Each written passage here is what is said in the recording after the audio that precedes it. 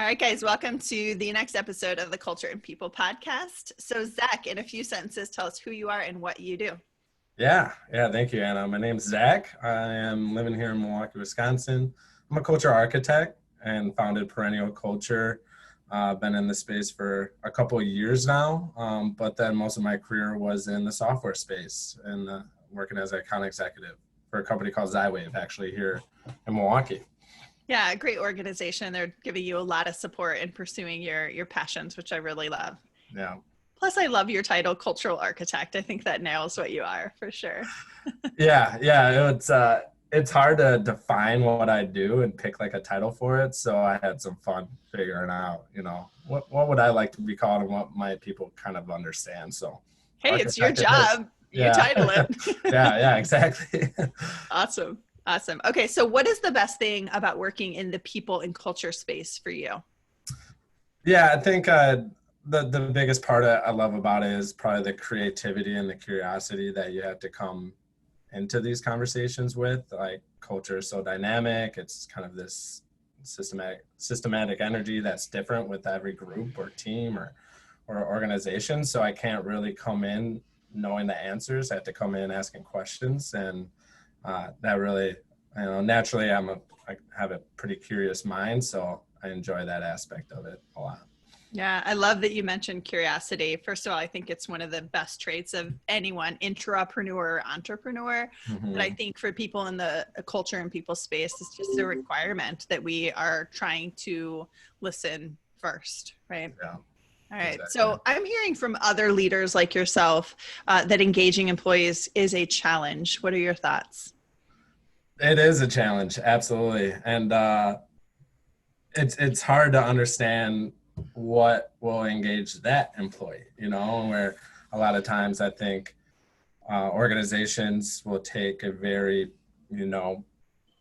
like universal approach in trying to engage all of their employees with one swing at the bat, which can work to a certain degree. But when you're truly trying to get like a fully engaged, passionate employee in your organization, you have to be a little more tailored and personalized in those systems or approaches. So just like culture is, your people are even more dynamic. So understanding what truly engaged each and every employee is a challenge that takes a lot of work on the front end to figure out, and consistent work to keep.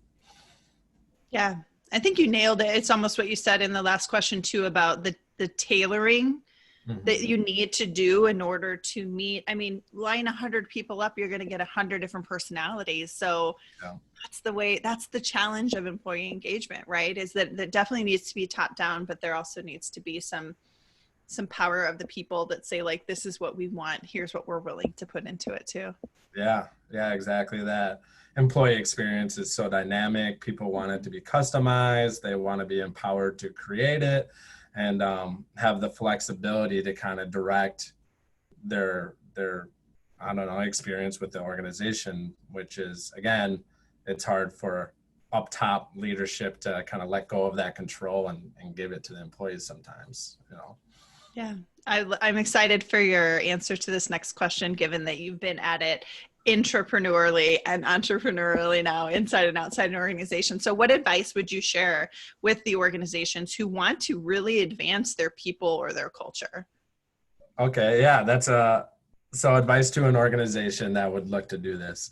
Well, one thing that I always encourage any cultural leader at the very get-go or organization at the very get-go when we're starting to be more intentional about their culture and the employee experience is to co-create it with the people within the experience. So that's my first culture 101 tip of developing these type of systematic processes is bring in the people at all different levels and areas of the organization and actually engage them in these type of discussions and co-create the systems and the solutions with them, rather than going, maybe we did an annual quarterly survey and this is kind of what we see, so let's start to plug in things that we believe might work. And sometimes it works a little bit, most of the time it works only a little bit, you know. So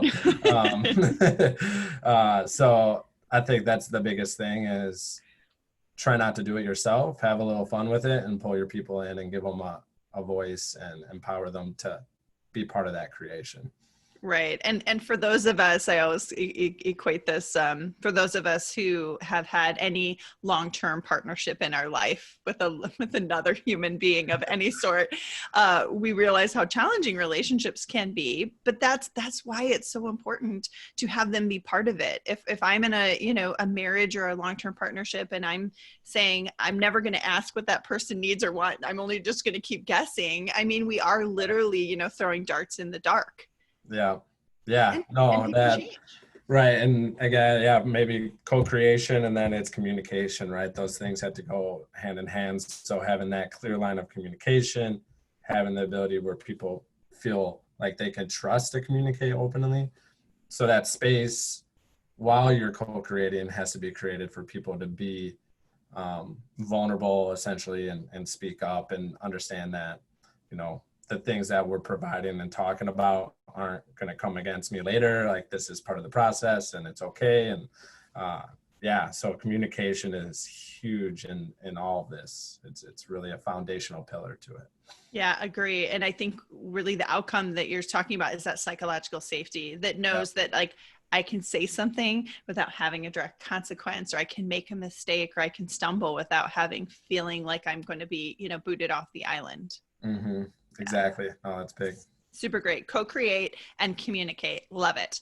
Yeah. So Zech, what other people ops and culture leaders like yourself would you either like to acknowledge as a leader or perhaps someone who should be invited on the podcast? Yeah, I love that question. Well, as you know, because you're part of it, the Culture First community is led by a number of people all over the world, which I would recommend every member in our chapter specifically, which I'm sure you're on top of. But beyond that, I would recommend some of the other chapter leads in some of the other cities around there, such as Jesse Jacobs and Rachel Keck in the St. Louis or Kansas City chapter. And then, even Culture Craig with Culture Amp, he would be a wonderful member to have on here as well. Did he legally change his name to Culture Craig? He should if he hasn't yet, but we need nicknames like that. I would be like Humanity Anna. What would you be? Oh man, Curious Zach, maybe. I like that. Yeah, there you go. My favorite word of the day, I guess. Curious Zach, Humanity Anna, and Culture Craig. All right, we got it. Okay, so we have right. Okay, so we have just about a minute left. I always like to ask more of this personal question for you. Working in the people and culture space, how does that align with, sort of your passion or how you want to use your time, talents, and your voice? What does that personal alignment look like for you? Yeah, so it's like, why is even culture in my life? Mm-hmm. I've thought quite a bit about that, of how I even ended up in this space. And I remember some of my deepest passions earlier, even in college and high school, was facilitating programs and events that simply brought people together. Like, let's put on a party or some type of outdoor activity or something that's going on that essentially will bring my friends together to hang out and have fun. And eventually I learned, okay, I have a deep passion for connecting people and building relationships and building bridges between different people in my life. And as I kind of dive deeper into that, I started to realize culture is the ultimate bonding agent between different people. So how could I use culture as a tool essentially to bridge together people and strengthen those relationships? So that's kind of how it ended up in my life. And what I'm using it as a tool to do is, bring together different stakeholders in a community, right? Strengthen the relationships between different departments, or you go deeper down, strengthen relationships between people within their own team. So I think having a strong culture can do all of that. Awesome. In 10 seconds or less, Zach, what is your favorite resource, podcast, book, articles? What do you like to read about culture and people? Yeah, love it. Well, Simon Sinek fan all day. He has a Bit of Optimism podcast going right now.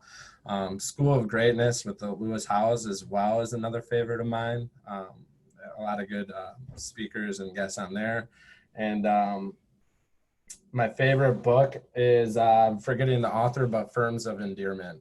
It's a book about the stakeholder relationship business model and how firms take on a mental model of love and compassion and endearment towards all stakeholders involved. Ooh, I haven't heard that one. Thank you for the recommendation. Amazon, I'm coming for you. Yeah. All right, Zach, thanks for being on the show today. Peace, brother. Yeah. Thanks, Anna.